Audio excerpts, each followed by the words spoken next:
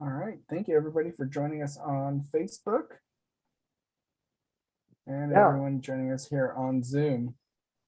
absolutely. And again, welcome to Smart with Your Money Live. Happy 4th of July and Independence Day week.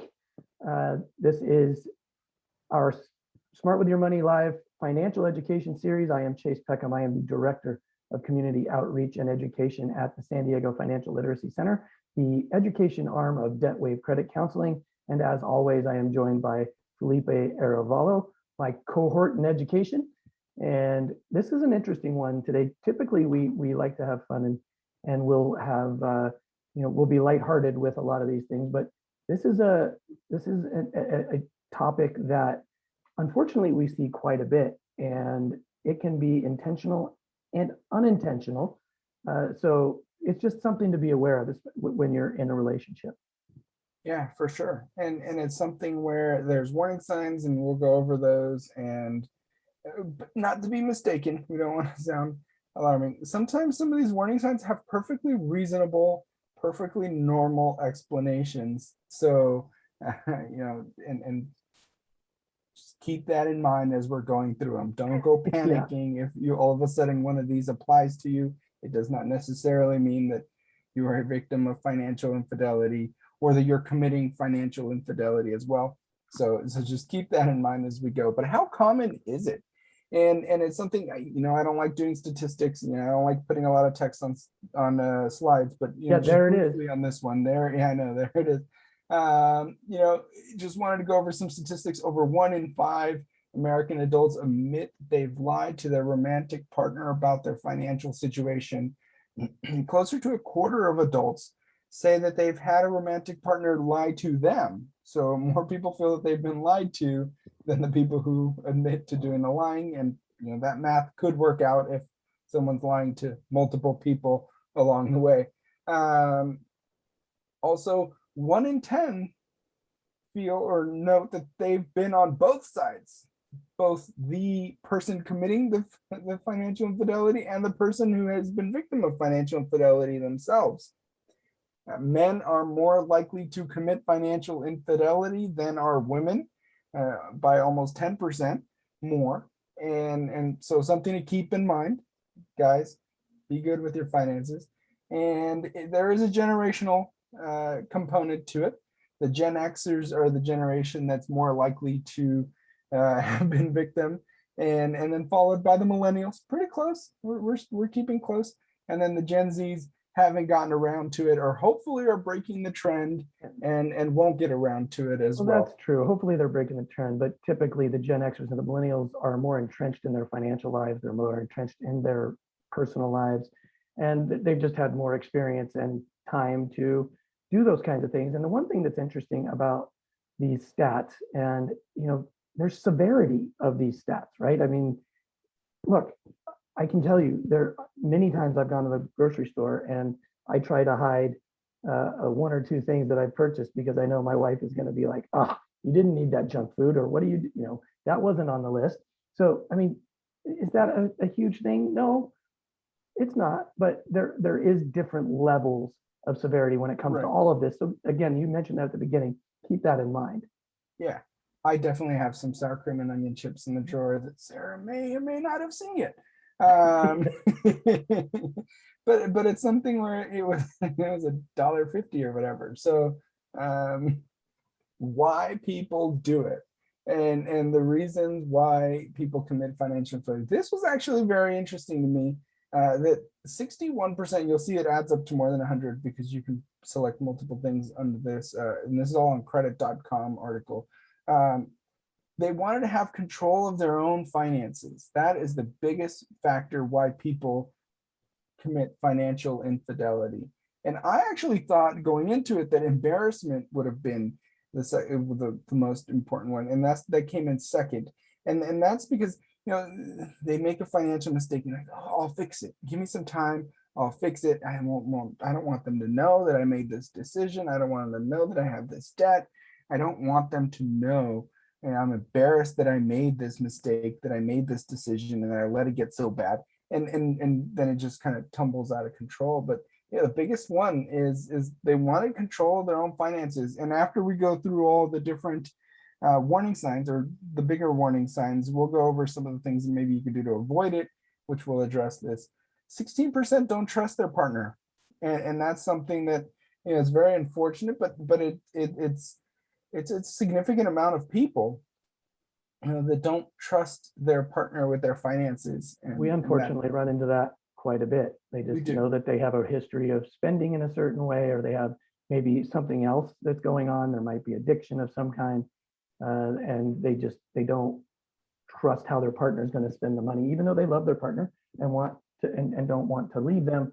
It's still a member. They just might realize that they're terrible with money, or they're just going to spend money in a certain way, and I want to hide a certain amount. But there's so Or many it, different levels or of it could be something where in a previous relationship they Correct. had to deal with financial infidelity, Yeah. or in previous situations someone's taken advantage of them financially, that now with their Absolutely. current significant other, there's that hesitancy. It's not going to happen to me again That's type right. of feeling. I am taking control of this situation. Right. Which And when we then get to the end of this, we will be able to take care of all of that. exactly. And then you have 6% because of affair, which kind of goes with the infidelity word a And lot more. revenge, actually. And then revenge. It And, might, they kind of can- go hand in hand. Yeah, that seems why the percentages match there. And then 1.8% others. So are you committing financial infidelity, or are you being a victim of financial infidelity? What are some of the warning signs? What are some of the things to look for? Or what are some of the things maybe you're doing that you should consider stopping, or consider, adjusting, and so that you're not, being financially unfaithful. you might find out through this that you might have done a few of these, but you know Yeah. what? A lot of times unintentionally. Yeah. You don't. This doesn't mean that you are. You're a bad person. Yeah, that's right. You're not Yeah. like laying down and trying to do this to somebody. Right. It just might be a personality thing and some way you've always lived, and that the adjustments to being in a relationship can come hard. I mean, being in a relationship can be difficult when you're bringing two lives together to create quote unquote one in a living situation. You're going to have two different backgrounds that are coming together, and you're going to have Yeah. to figure out how to make those work. And it can take a while. Correct. It doesn't happen instantaneously. I That's did a get fact. permission from my wife to say that it took her a while to trust me with her money, because she was always under the impression of, I'm not going to trust anyone with my money.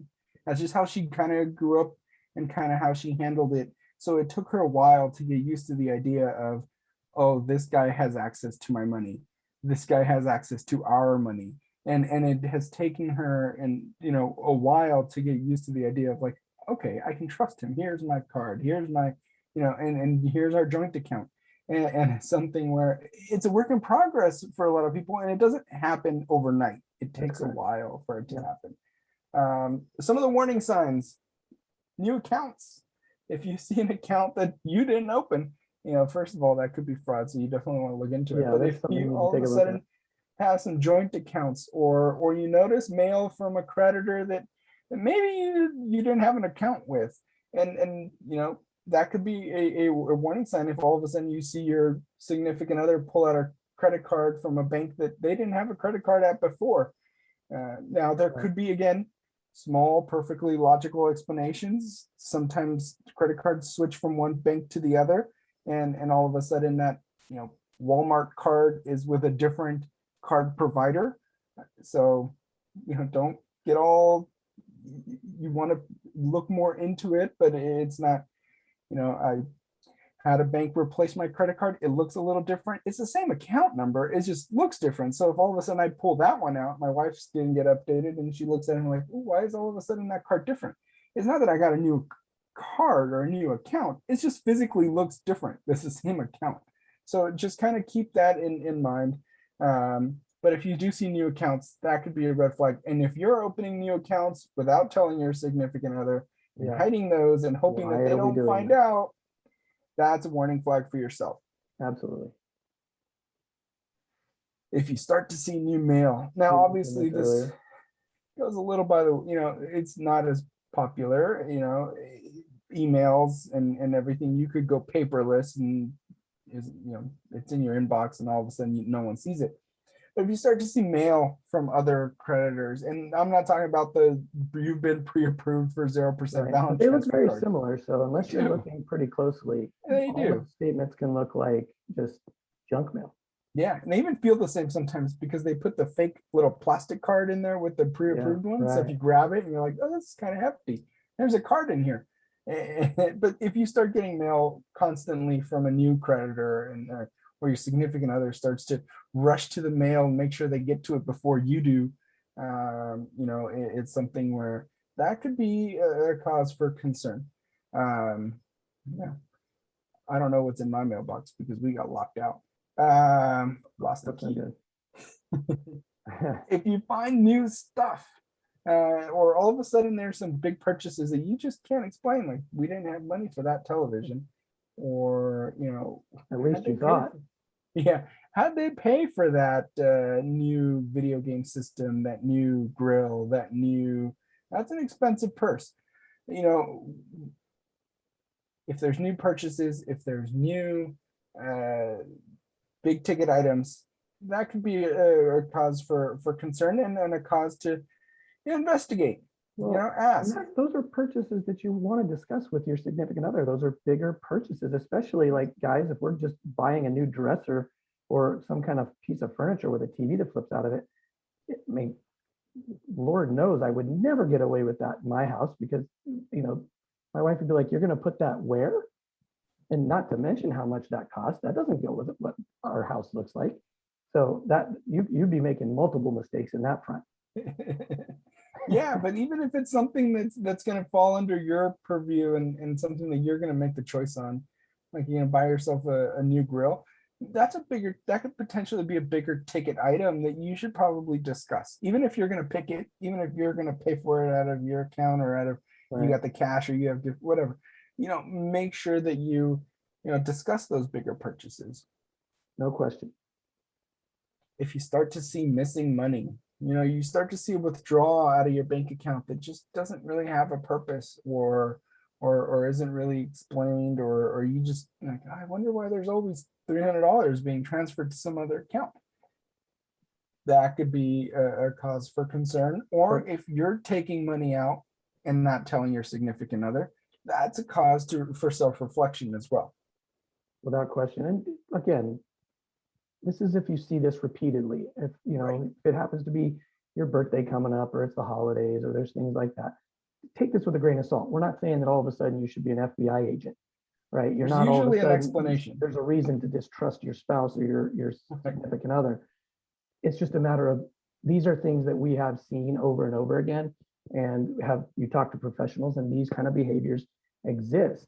And let's face it, if you don't like any of these things, if you don't want to discuss your finances with your spouse, that needs to be discussed at the beginning, or maybe just being in that relationship isn't for you.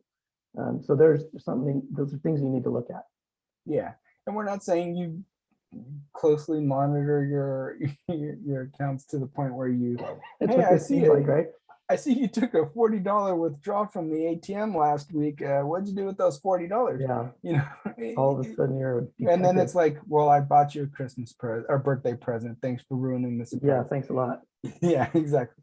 It's something where if it happens one off here and there, I want to be able to go make a purchase without having to explain it to my wife, as I should be able to trust her to go make a purchase to, but if it's something where it becomes repetitive, like, why is there always this withdrawal, or why is there always this,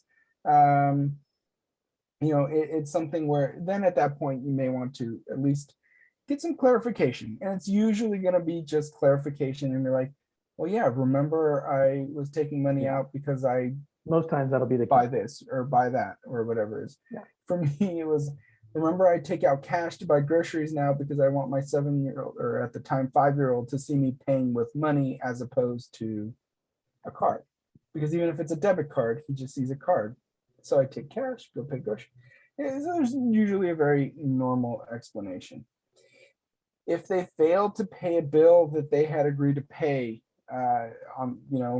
whether it's a card bill or a utility, maybe a cell phone bill, and all of a sudden it's just not getting paid and they were going to pay it, And again, we all forget sometimes to do things. So Right. it could just be a matter of, oh, wow, I forgot to pay the cell phone. And it's something where, you know, if it happens once or twice, maybe you just address it by saying, hey, maybe you got a lot on your plate. You want me to take over scheduling that cell phone bill, or do you want me to take over? And they might say, wow, thanks for noticing. I am really stressed. Right. Please take over the cell phone bill. I have a lot going on. And it may be nothing, but if they have failed to pay bills that they were paying before, that could be a sign for concern as well. If you start finding hidden receipts, And that goes along the line with the new mail, right? Yeah. right. And you If you're find these in looking your for email now too, so it's pretty exactly. easy. If you find hidden receipts, if you're looking for my hidden receipts, I don't have any, but if you're looking for all my receipts ever, they're in the little pocket of my door when I close my car, because that's just where I put my receipts until I throw them away. That's more of just One way of doing it. way of storing them until I find the trash. Efficient. I don't want them rolling around the car, so I put them in the same spot. When it gets overflowing, I toss it. But if you do start finding hidden receipts, if you find receipts that just kind of don't match your purchases, or if your birthday's coming up and you find a Party City receipt that put two and two together, they may be planning your birthday party. Right. But and I'm not saying go digging through trash looking for receipts. Be realistic and but if they are hiding them, just pay attention for that. So overall unusual behavior. Now, if they have a cool little thing like this, let me know how to make it, because that would be awesome. And it's something where if you do notice a change in financial behavior, aversion to money, or anything like that, keep in mind it may be nothing, but it might be time to address that. So how do you avoid it? How do you avoid falling victim? How do you avoid being the person doing the financial infidelity? It's not easy, but it's simple. Right. It's simple. It doesn't come naturally to some people. So it may be hard for some people, but it's just really one key element. You've heard us say it before here on the podcast and during our presentations. It comes down to communication. All of it. That's what it comes down to. It's something where can you communicate all those things we were going through? Even the second slide where it says, why do people commit financial infidelity? Because they want to have control over their finances. That's how you have control. Even if you are discussing it with two people, you have control. It's if you're having that constant conversation, you have control. It's something you won't have stress. Be honest. Even if you come into a relationship where you have debt, that's something that you need to discuss right from the beginning, because it's not going to go away. It's only going to get worse. And it's not that it's not there. So hiding it just means that you're not being a very honest person up front. And you need to, and you need to be. If you're going to be in a relationship, communication, honesty, with everything, but especially finances. But I mean, in every decision you make, we talk that there's a financial implication, and that's no different here. Yeah, and it's something where having that open line of communication can avoid it happening in the first place. And if you notice any one of these where you're like, oh, wait a minute, I noticed this, that communication can clear it up for you potentially. And they can be like, well, here's the explanation for this. I was doing your birthday party and now you've ruined the surprise, or, I just forgot, and I made an impulse buy and I shouldn't have, but it was on sale today only at Costco. And I purchased something I didn't need to purchase. So work on that communication and set up a date night. It could be once a month. It could be something that you do quarterly. Yeah, whatever works for you. Meeting, however you want to call it, but get together and discuss all of it so you know where y'all stand. Put the kids to bed, sit down, relax, turn off the TV, and talk about your finances. And then just a shameless plug, if you like Friends, you want to check out our podcast, Talk Wealth to Me. This Friday's episode very friends heavy. It was fun to record, and you can listen to the whole team plus a very special guest talk about friends and finances and the lessons that we learned from them. But on financial infidelity, if you want to keep in learning on this topic, one of our first episodes, in was fact, great. it was our 4th episode with Ed Combs, is financial infidelity. You take a listen. I listened to it again yesterday. So did I. It was That's great. really interesting. And it's something where, yeah, I was doing the research for this and I played it in the background. You know, a lot more info, a lot more in detail, and you can continue learning on this topic and tons of others on the Talk Wealth to Me podcast. Get it wherever you get your favorite podcasts, on Spotify, on everywhere else, and continue learning. Any questions? I wanted to pause here. Any questions? Any questions from Facebook? Any questions from?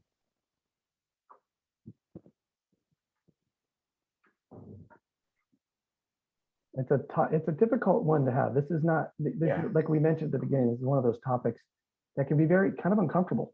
You don't want to talk about these kinds of things. Money is difficult to talk about for a lot of people.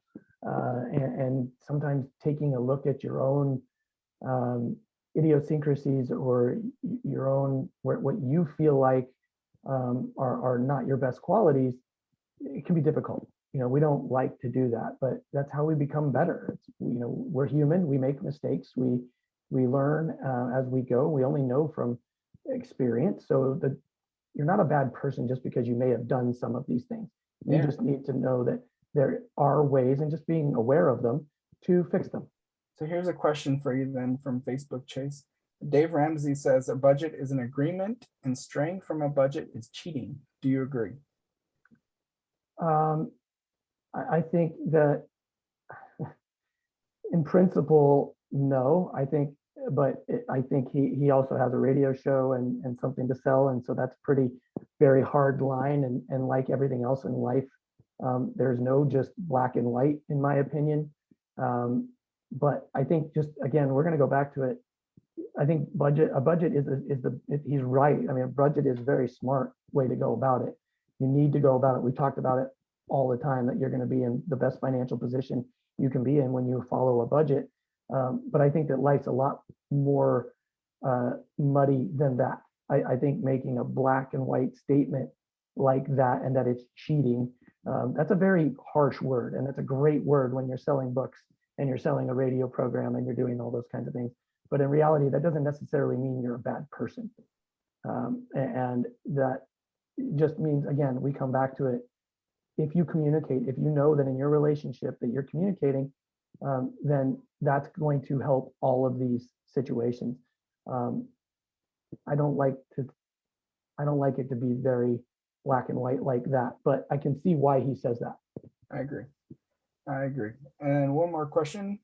How much can you spend without talking to your spouse first?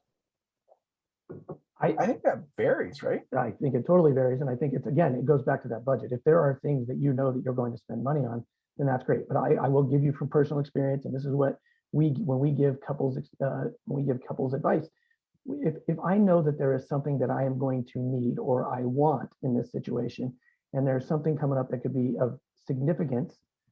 So, I mean, it really depends on what your income is. It depends on what your situation is. To some people, $50 is a lot. To give to some people, I'm spending over $500. That's a lot. In my situation with my wife and I, if it's more than $100, then I will discuss it. Hey, by the way, I have to do this. So if you see that in the bank account, here we go. That just because to us, $100 is significant. And that's something I just want to let her know, that this is why it's coming out, or this is why I'm taking the cash out. Remember, I'm going out to the desert to play golf with the guys. I'm taking some money out cash wise. Those are the kinds of things. I think it really depends. Again, that comes down to sitting down and having that discussion with your significant other. What is that that line for both of you? Yeah, I think it depends on each budget, but yeah, anything triple digits is going to have to warrant a conversation. Anything, I wouldn't worry about going and grabbing a Starbucks, besides the fact if I don't bring her one, she's going to be upset. And right. And every couple is different. Yeah. Every It- couple is different. yeah. But It's going to be so like everything else, personal and finance. by the way, here's the thing. If you're in a situation where you make the money and your spouse spends it one way or the other, and you guys have an agreement to that, that's the way you guys know this is going to go, and you know that they like to spend their money, then that's not wrong. Okay, that's your relationship. That is the way you do it. As long as it's very open, that both of you are kind of doing things the way you want to do them, then that's not wrong. But as long as you're having that communication and you know that this is the way you guys want to do things, then all bets are off, or everything is okay.